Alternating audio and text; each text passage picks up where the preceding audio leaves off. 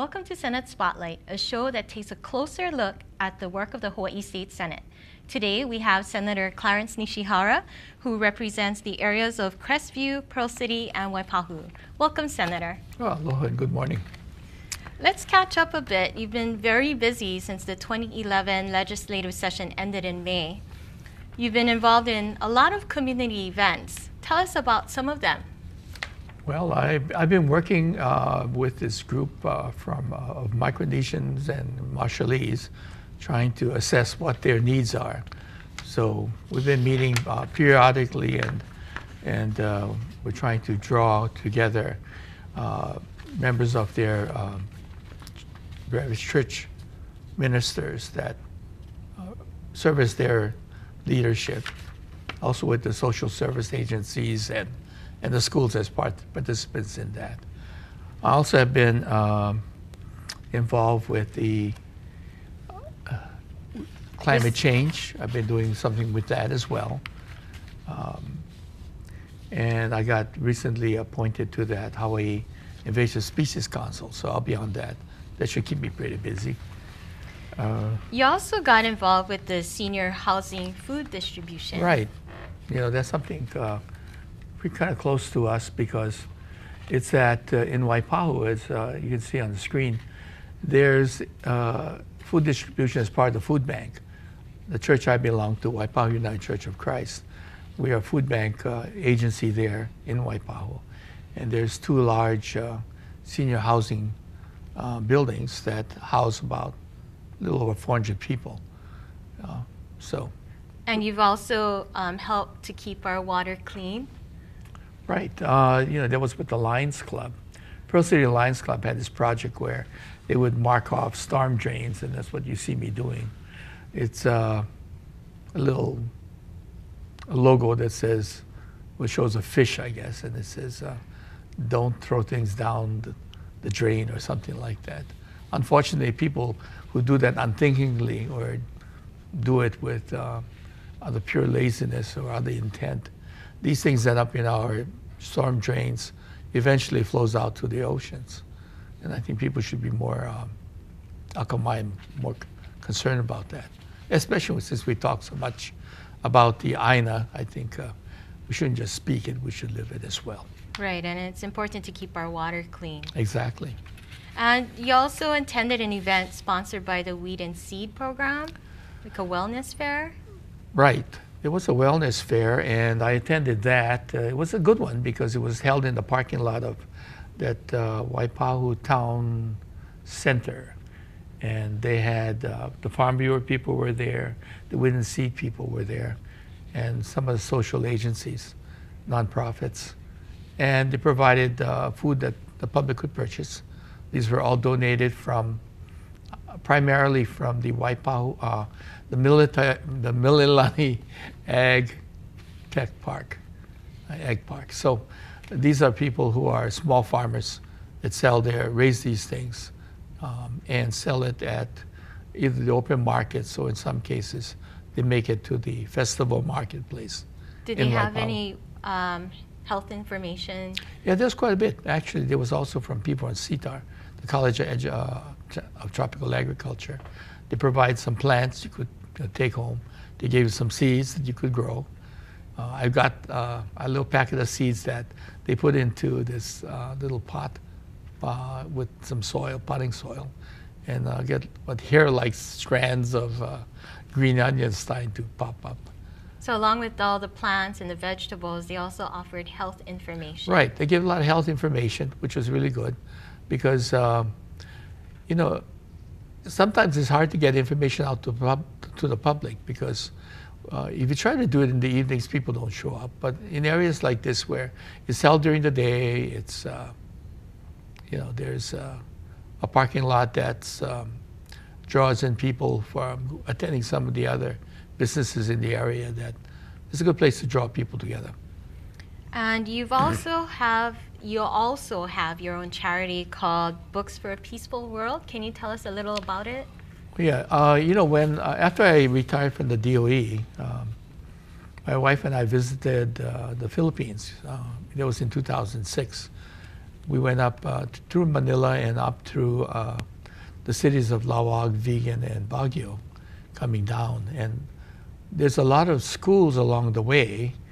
They're what they call, they're in barangays or towns, and communities have these community schools. But if you ever go into any of their schools, you'll see that they're really short of any kind of educational material.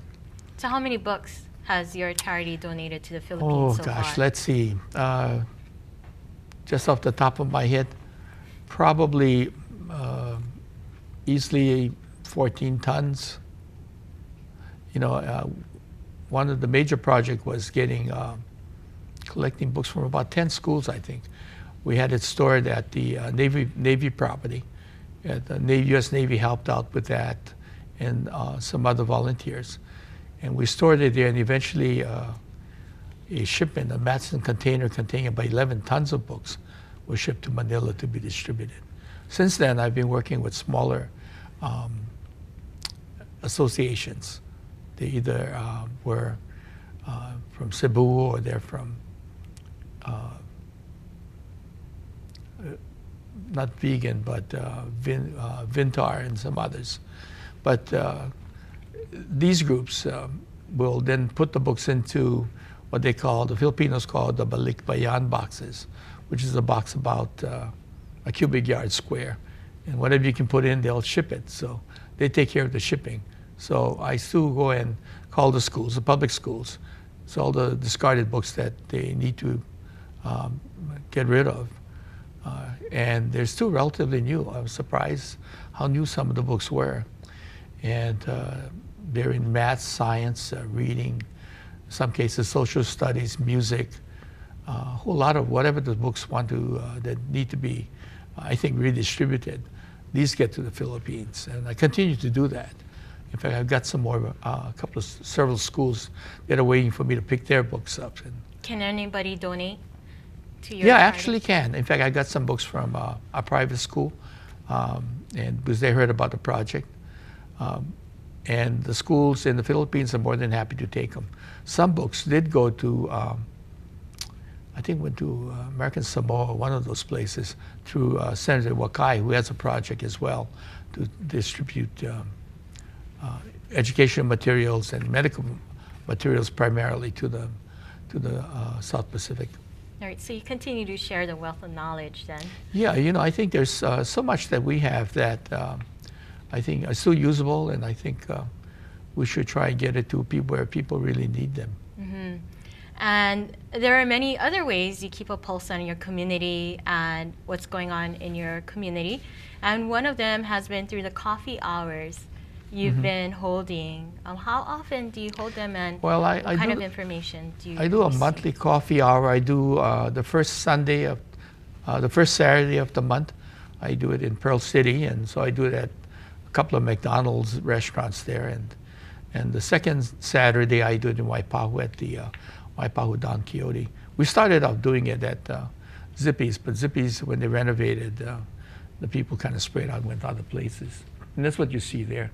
But it's a good opportunity to talk to the public because having been on the neighborhood board, I find they're lightly attended, and that, you know, like to say, the mountain. So what kind of information do you get from your constituents that attend? You know, some of them have been translated into bills that I've tried to offer. You know,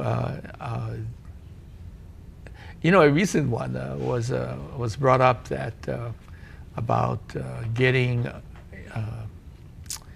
you know, those placards for the handicapped. Mm-hmm. Someone else did the bill on that, but what came out of my discussion with primarily, most of all of them are retirees. And so they were concerned that could they have placed the placard someplace other than the back of your rear mirror. So when we did pass the bill, it wasn't my bill, but you know, apparently I got a feedback on it later that someone got tagged, although he had it on the dashboard. And it was clear to me that I think, you know, whether you put it on your rear mirror or on your dashboard, as long as it was prominently visible, it shouldn't have mattered. But apparently the law was written in such a way that It wasn't either or. It was only if, unfortunately, if you had a rear mirror and you didn't hang it there and you had it in your dashboard, you were in violation and someone got tagged. And it's pretty expensive, $200. Well, good thing that the law changed that this year, right? No, well, we changed it. Unfortunately, we didn't change it enough. So I think this session we need to go back and take out a couple of words like, we can just change it to this and, or this or that. And I think this would probably clear up the problem. Now, you also bring other information to your community, Mm-hmm. and we're in the middle of hurricane season. It ends at the end of November. Mm-hmm. So you've taken information to your community about disaster preparedness. Mm-hmm. And that was with the area representatives. There was Representative Aquino and Ty Cullen, the other representative. And we talked to Nishihara. We had it at Waipahu Intermediate School. Too bad it was lightly attended, but still important information. Right, I think we need to do more of those. And earlier, you talked about your work with the task force involving the Micronesian and Marshallese population that's growing in your community. What kind of information or how are you folks addressing issues regarding education, jobs, relating to the population? Well,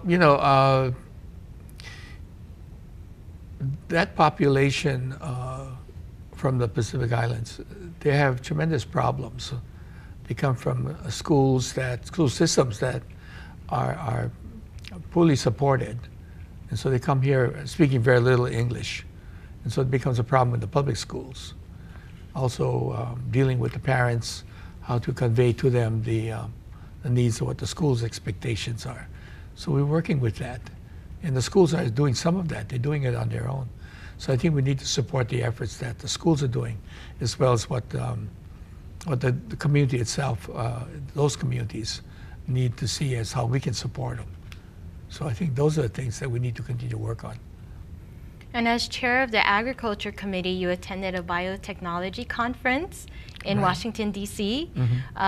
Can you tell us what you learned and how it can, can be applied here? Right. The biotech conference, a good number of them are companies like Monsanto, Syngenta, and a host of others.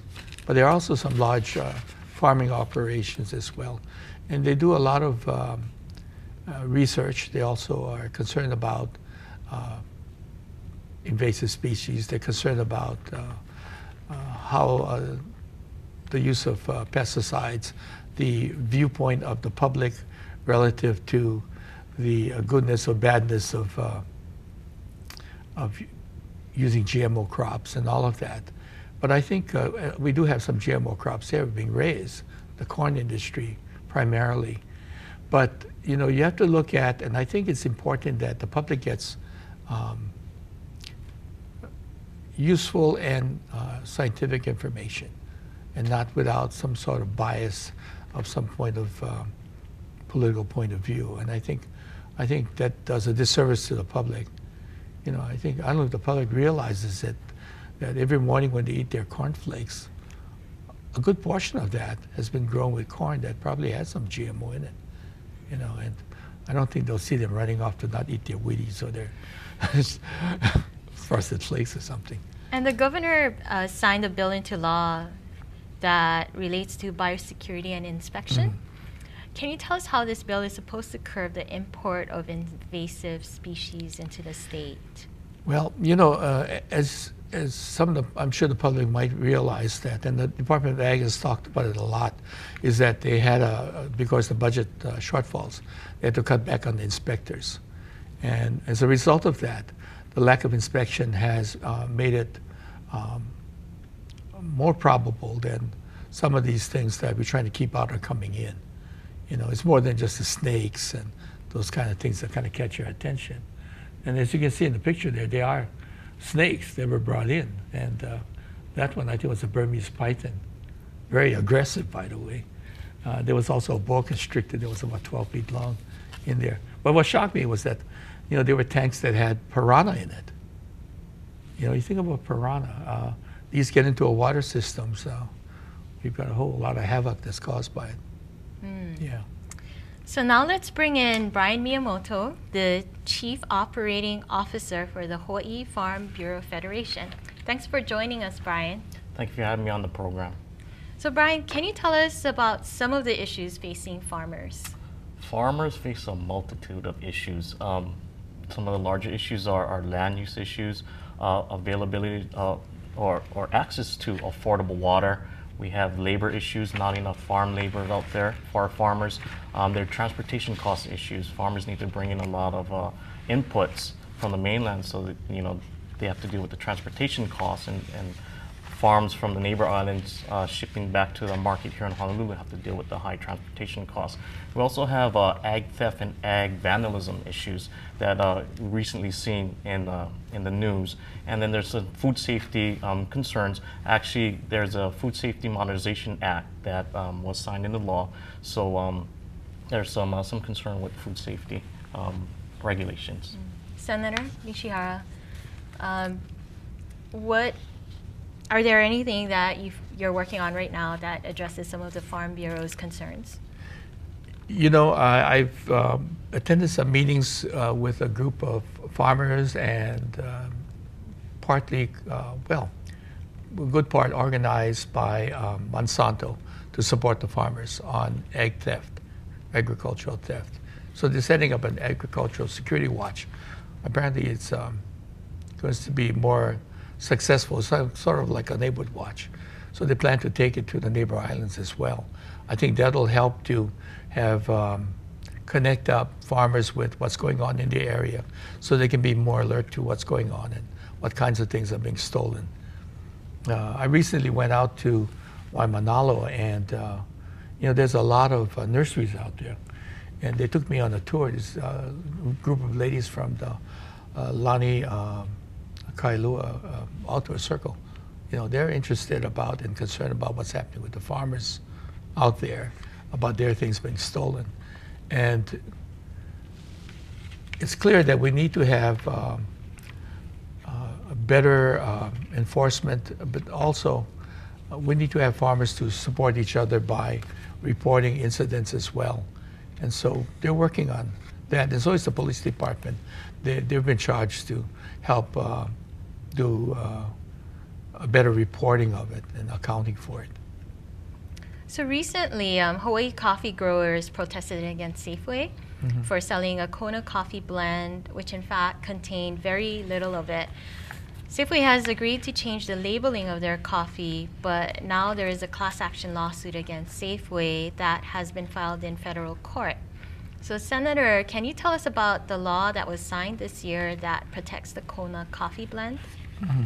Well, it started out as a House Bill 1552, and it was signed into the law without the governor's signature, but it became Act 49 in May of this year.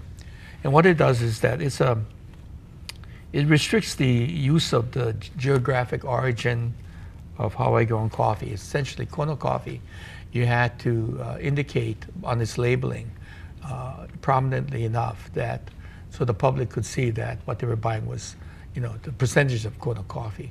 Because not all coffee blends, even though it says Kona coffee, are completely 100% Kona coffee, unless it says it on the label, right? I think Brian has some. Yeah, Brian, why is it so important to protect the brand? Well, the new law prevents misleading the consumer. Kona coffee is world renowned. I mean, it's a brand that people identify Hawaii with, high quality. So we want to protect the integrity of that brand, of the hard work that our Kona farmers have put into developing this excellent Hawaii-grown product. So this law will help prevent, misleading the customers, or at least informing the customers of what they're getting. And then recently also, 2 local supermarkets will no longer buy pork products from pigs transported live from the mainland. So Brian, will there be a bigger demand for local pig farms, and will it drive up the price for local pork? Well, before I answer that question, the Hawaii Farm Bureau is very disappointed in the decisions of both Times and Foodland.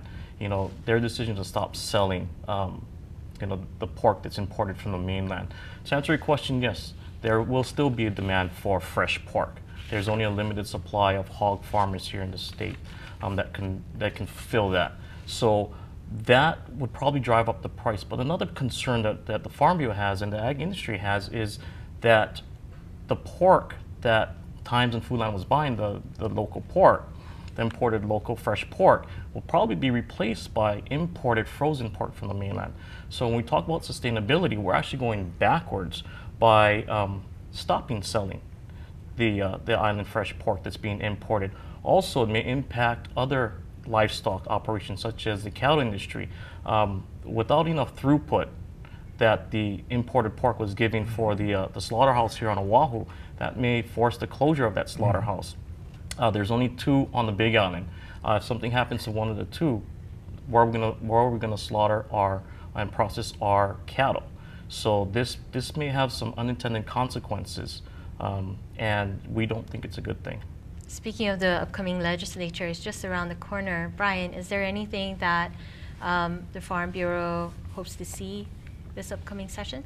Well, we're getting ready for our annual meeting where we will discuss our upcoming legislative proposals. But a couple of things that we'd like to see possibly reintroduced that were either died last session or were vetoed by the governor. And one, since we're talking about the livestock industry, is a livestock feed subsidy program. We used to have one a couple of years ago run through the Department of Agriculture. It's to help our livestock industry. Our livestock industry, like agriculture, is struggling. The poultry people tell us, or the industry tells us that 70% of the production cost is actually feed. So we want to help our livestock industry by helping them with their feed costs. Once again, we're talking about transportation costs to come in. Also, there was a food safety bill, HB 667, that the governor did veto. Stakeholders and the industry is working together, and the intent of the bill is actually to assist our farmers with education, to assist them with the Food Modernization Act. So we'll hopefully come up with some new language, and we'll reintroduce that with the upcoming session. And then finally, a bill that would exempt farmers and aquaculturists from getting a building permit for low-risk non-residential structures such as greenhouses and storage facilities. The time that it takes and the costs involved are pretty high and put a lot of pressure on our farmers. We're not asking for exemptions from health or safety or fire codes or anything, just actually getting the building permit. So those are a couple of pieces that were from last session that we probably want to introduce for the upcoming session. Senator, any new bills coming up for you? Well, you know, there's been, and Brian touched on it, was the vandalism and destruction of farm produce, like the cutting down of the papaya trees. But there's a lot of other agricultural thefts that go on that's probably below the radar. I was at this one farm security group that they had, and Monsanto said that someone broke into their area and took out the catalytic converters from their trucks. They just cut it out. Why do they take that? There's $800,000 worth of damage.